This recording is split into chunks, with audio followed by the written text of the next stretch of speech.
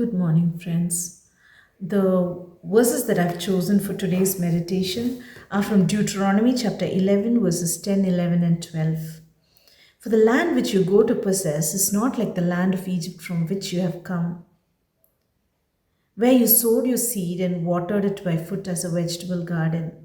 But the land which you cross over to possess is a land of hills and valleys, which drinks water from the rain of heaven, a land for which the Lord your God cares. The eyes of the Lord your God are always on it, from the beginning of the year to the very end of the year.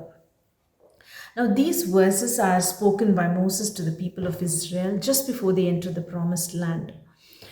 Moses knows he's not going into the promised land. And so he tries to remind the people of all the commands that God has given them that they must carry out in their new land. And he's also trying to remind them of God's provision that is coming to them in the new land and the obedience that is required of them so that they can inherit the promises of God. Now, if we see, he tries to paint a picture of contrast between the land of Egypt from where they're coming to Canaan, which is their promised land. Now, he says, in Egypt, you sowed your seed and watered it by foot. We all know that Egypt was a very fertile land because it was watered by the Nile.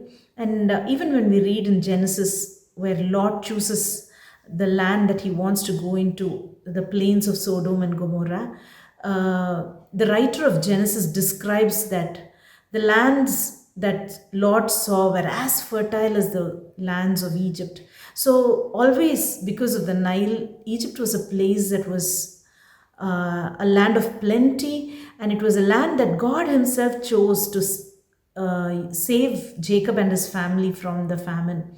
And yet, Moses is painting a picture here where, in that land of plenty, in that land where there was abundance of resources and water, the Israelites had to work for their food. They had to water their gardens by foot.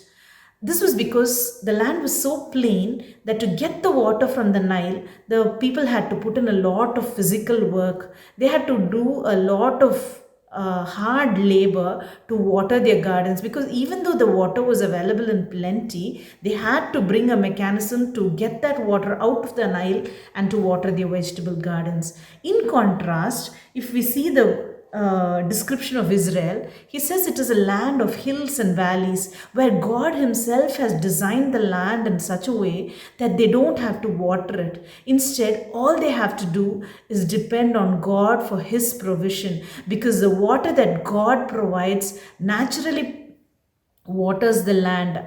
Now, what are the applications that we can draw from this?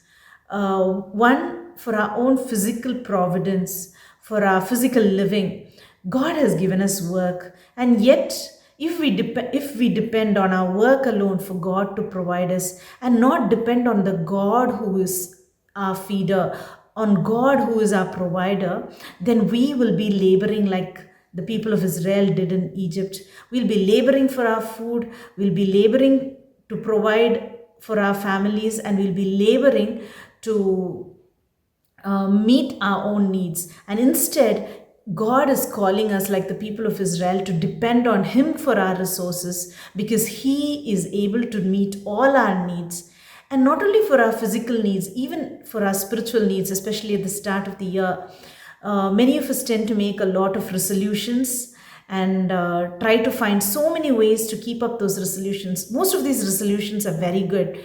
We try to be better people, we try to take better care of our bodies and our souls, and try to bring in discipline into our lives. Or some of us, we're so tired because every year we try to set up these disciplines and we're almost tired, and so we say, no longer will I do all these plans for the new year. Whatever it is, if we have to bring forth spiritual fruit in our life, if we want to live God pleasing, God honoring lives, if we try to do that by our own strength, if we try to do it by providing for ourselves, if we try to do it by setting up systems and things that we are able to do, we will definitely be like the people of Israel and Egypt who are laboring.